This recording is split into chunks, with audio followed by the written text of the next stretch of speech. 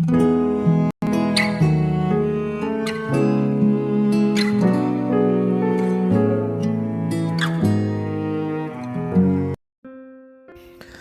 saudara dikasih Tuhan Yesus, selamat pagi dan salam sejahtera bagi saudara semuanya. Saya menyapa bagi saudara semua yang ada di Indonesia dari Sabang sampai Merauke, baik yang di kota maupun yang ada di desa, dan saudara semua yang ada di Malaysia, di Sabah, di Sarawak, di Kuala Lumpur. Senang sekali kembali menjumpa saudara pada saat pagi hari ini. Kiranya damai sejahtera dan sukacita daripada Roh Kudus senantiasa melimpah dalam hati dan kehidupan saudara semua. Dan kiranya saudara semua dalam keadaan baik, keadaan sehat selalu, puji Tuhan. Selamat datang kembali di Pokok Anggur bersama saya Yosia Krispianto. Mari saudaraku, sebelum kita bersama-sama merenungkan firman Tuhan pada saat pagi ini, mari kita bersatu di dalam doa. Bapa di surga, Bapa yang baik, Bapa yang penuh dengan kasih, kebaikan, kemurahan, karunia, Bapa yang kami muliakan, yang kami layani hanya di dalam nama Tuhan Yesus.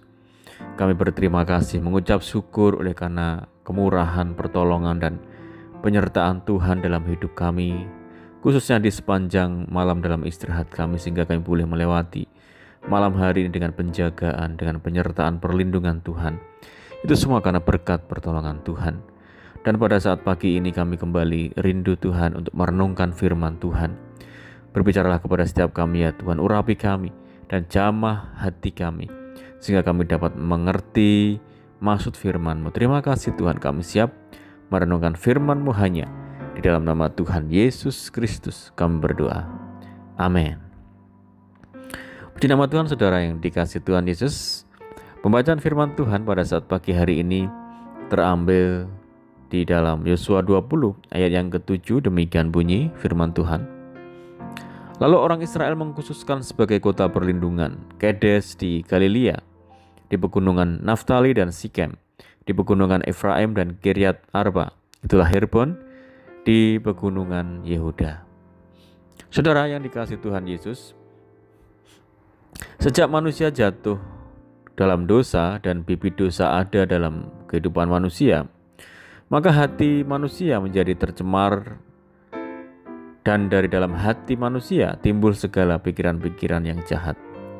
Dan akhirnya timbul kejahatan-kejahatan yang akhirnya membuat manusia memerlukan tempat yang aman untuk berlindung, saudara. Allah mengetahui kondisi manusia yang sudah jatuh dalam dosa.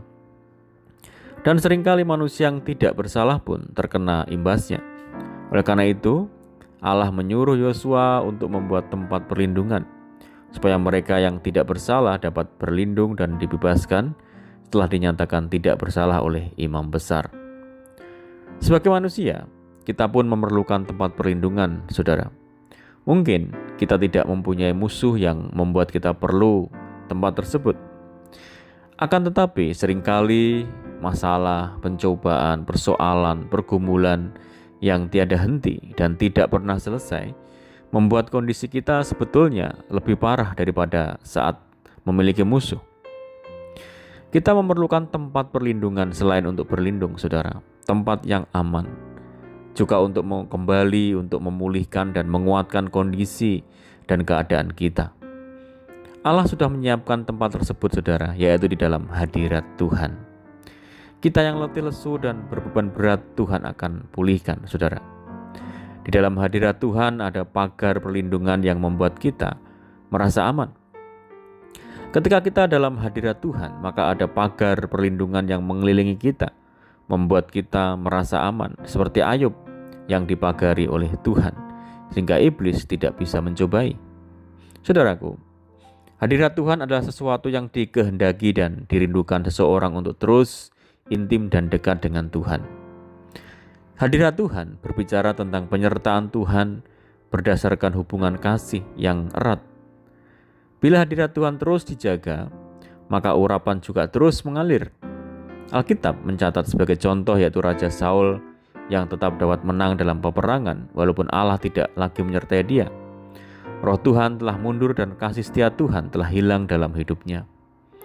Alkitab tidak mencatat tentang bagaimana hubungan keintiman Saul dengan Allah secara pribadi. Saul menanyakan kehendak Allah hanya untuk tugas-tugas negara saja.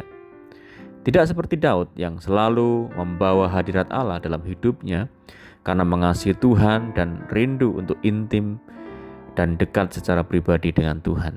Saudaraku, belajar dari Raja Daud yang terus memelihara hadirat Tuhan sejak dia masih menggembalakan kambing domba. Kerinduannya akan Tuhan tetap tidak berubah dengan bertambahnya kesibukan urusan kenegaraan ataupun menangani berbagai masalah dalam keluarga besarnya. Bagi Daud tidak ada hal apapun yang dapat menggeser kedudukan Tuhan dalam hidupnya, saudara. Karena Daud mengalami penyertaan Tuhan yang secara nyata di dalam hidupnya, baik dalam perkara yang kecil maupun perkara yang besar. Hadirat Tuhan termanifestasi dalam hidup Daud antara lain dia teguh di dalam iman, tidak takut kepada musuh, selalu berhasil dalam apa yang dikerjakan, hati yang rela dibentuk lewat teguran dan sebagainya. Saudara yang kasih Tuhan Yesus, jikalau Alkitab telah mencatat semua hal baik dan dahsyat akibat penyertaan hadirat Tuhan, bagaimana dengan hidup kita saat ini, saudara? Apakah kesibukan, harta, pencapaian, pekerjaan, orang lain, kekhawatiran, ketakutan, bahkan pelayanan yang menjadi prioritas utama dalam hidup kita? Saudaraku, marilah kita lebih sungguh-sungguh untuk menyediakan waktu rindu akan Tuhan, bukan hanya sekedar rutinitas berdoa dan rutinitas baca firman atau sekedar menyanyi dan melayani, tetapi benar-benar mengarahkan seluruh hati dan jiwa kita untuk menyembah Tuhan, untuk mendengar suaranya, serta mengikuti tuntunannya. Carilah Tuhan dan kekuatannya, carilah wajahnya selalu. Mendekatlah kepada Allah, dan Ia akan mendekat kepadamu. Amin, puji Tuhan. Mari kita berdoa. Bapa di surga, Bapa di dalam nama Tuhan Yesus Kristus, terima kasih buat firman Tuhan saat pagi hari ini yang meneguhkan, mengingatkan, dan senantiasa memberkati kami.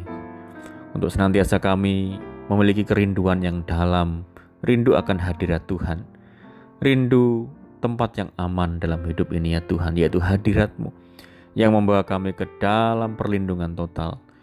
Terima kasih Tuhan, bahwa kami untuk semakin dekat dan intim kepada Tuhan, bahwa kami semakin mengasihi Tuhan, memberi Tuhan dalam kehidupan kami, mengutamakan Tuhan. Terima kasih Tuhan Yesus, meteraikan firman-Mu saat pagi hari ini dalam setiap hati kami masing-masing. Dan saat ini kami menyerahkan segenap hidup kami hari ini ya Tuhan. Tuntun kami dan bimbing kami Roh Kudus sehingga kami mampu berjalan di dalam jalan-jalan Tuhan. Sertai kami dimanapun kami berada. Berkati rumah tangga kami Tuhan. Berkati keluarga kami, pekerjaan kami, usaha kami, pendidikan kami. Pimpin kami ya Tuhan sehingga kami terhindar dari segala mara bahaya. Biarlah kehendak Tuhan yang jadi atas hidup kami hari ini. Berikan kami hati yang damai, tenang, dan dipenuhi dengan sukacita surga. Dan kami serahkan segenap hidup kami hari ini ke dalam tangan Tuhan Yesus, Tuhan yang turut bekerja bagi setiap kami. Kami berdoa bagi setiap saudara kami yang terbaring sakit saat ini, Tuhan yang sembuhkan, pulihkan jamah di dalam nama Tuhan Yesus. Yang menderita Tuhan berikan kekuatan, yang berputus asa Tuhan berikan jalan keluar.